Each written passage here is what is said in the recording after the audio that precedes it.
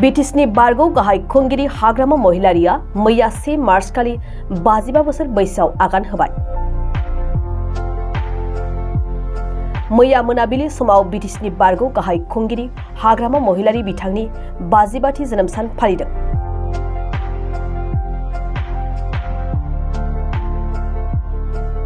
नैजि केजि लेरथाइनि केक हानानै हाग्रामा महिलारिनि 55थि जोनोम सानखौ मेहेरगोनाङै फालिदों बिपिएफ दोलोनि दैदेनगिरि आरो सोद्रोमाफोरा।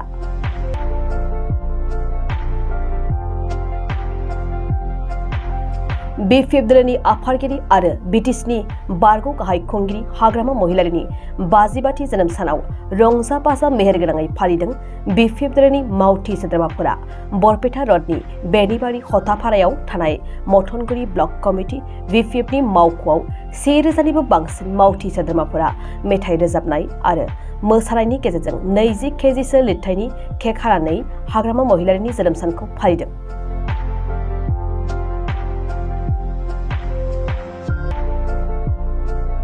मिन्थिनाय बादिब्ला थांनाय 1969 मायथाइनि मार्च दाननि 1 अक्ट'आव हाग्रामा महिलारिनि जोनोम जादोंमोन आरो बिथाङा मैया 1 मार्च खालि 55 बोसोर बैसोआव आगान होबाय।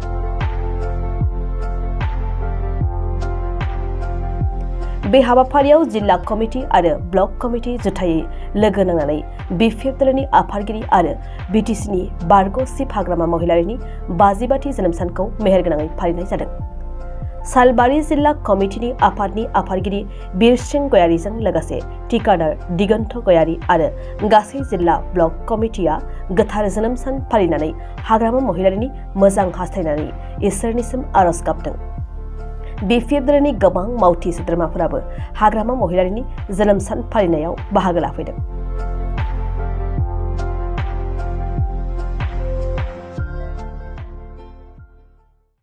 जोङो जोंनि आगुनि चिफ बिटिसिनि बारग' चिफ हाग्रामा महिलारि सारनि दिनै 1 मार्च बे 1 मार्चआवनो बिथाङा जोनोम जादोंमोन।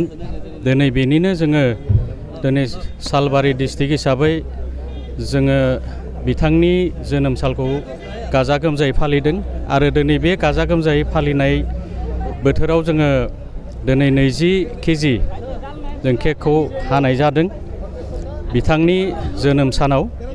दा बे हिसाबैनो दिनै जोङो गासैबो जिखिनि सालबारि डिस्ट्रिक्टनि मानसिफोर दङ जोंनि कर्मि बे कर्मिफोरखौ जोङो गोबाङैनो लेंहरनाय जादों।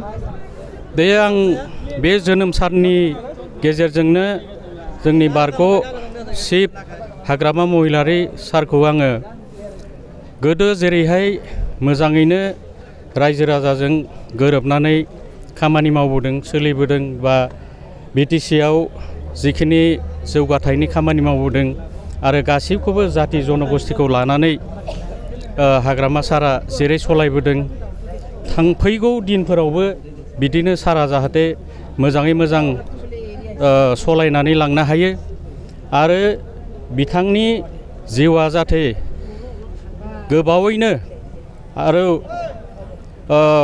गोबावै जाहाथे दीर्घायु जाहाथे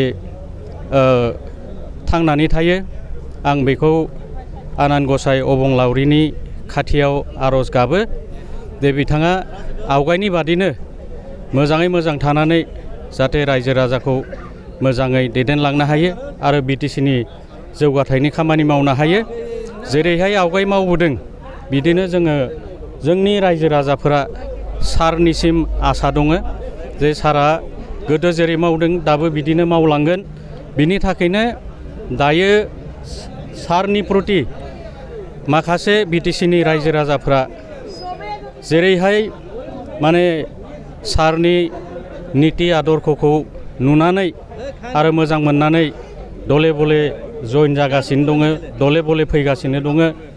बे आं सानो फैबाय थानाय 2024 बे 24आव जोङो मोननैबो समस्थियाव दरं उदालगुरि आरो क'क्राझाराव मोननैयावबो जोङो MP जों देरहाहोनो हागोन आरो बेयो 100आव 100% खाटां आरो 2025आवबो जोङो बिटिसिआव हाग्रामा महिलारि सारनि दैदेननायावनो बिटिसिआव जोङो मोजाङै संख्या गरिष्ठता मोननानै सरकार दानो हागोन आरो दानो हाथों बेखौ आङो आनान गसाइ अबंलावरिनि खाथियाव आर'ज गाबबाय आरो बिथाङा जाहाथे गोलावै मोजाङै थांना थानानै बा जाहाथे खामानिफोरखौ मोजां मावलांनो हायो बेखौ आनान गसाइया जाहाथे आशीर्बाद हरो बेखौनो आङो सारनि जानानै इसोर आफा बोराइ बाथौनि खाथियाव आर'ज गाबबाय।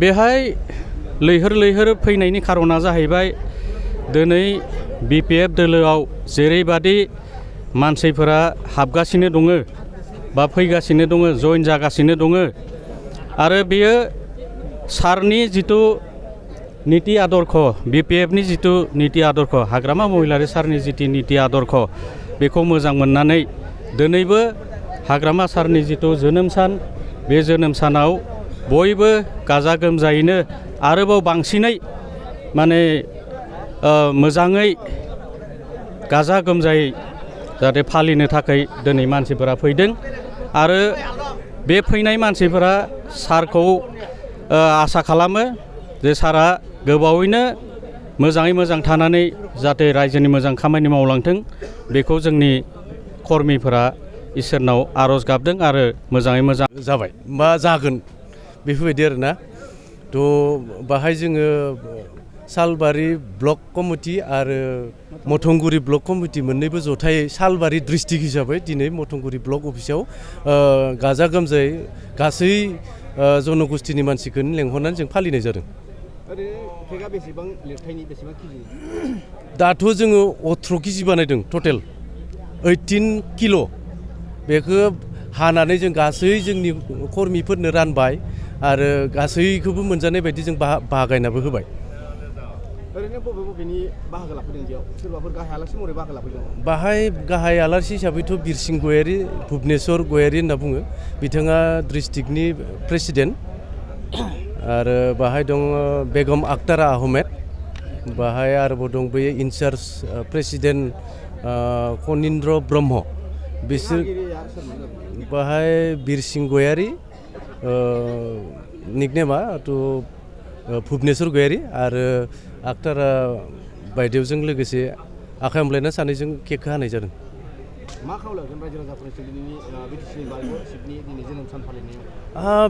बेथ' जाहैबाय सबबोथ' गासैबो उदजापन खालामनांगौ मानो होनबा शिब सारा जोंना हाग्रामा महिलारि सारा माने बहुद घात प्रतिघात गावनि इडुकेसन लाइफआव जेब्ला इडुकेसन सेक्टर बा स्टुडेन्ट लाइफमोन बे समनिफ्रायनो जोंनि बर' जाथिनि थाखाय नांबोनानै दिनै 2003आव सुक्ति खालामदों बिएलटिनि नाम लानानै नांबोनानै दिनै 17 इयार 2 इयार इन्टारियाम गभर्नमेन्ट आरो 15 इयार बिपिएफ दोलो जानानै खुंबोनाय जादों। बाहाय बहुद अनेक खामानि मावबोनायखौ नुनानै जोंबो दासिमबो माने बिथांखौनो सापर्ट होनानै जोङो दिनैनि बे जोनोम सानखौ फालिबाय थानाय जादों।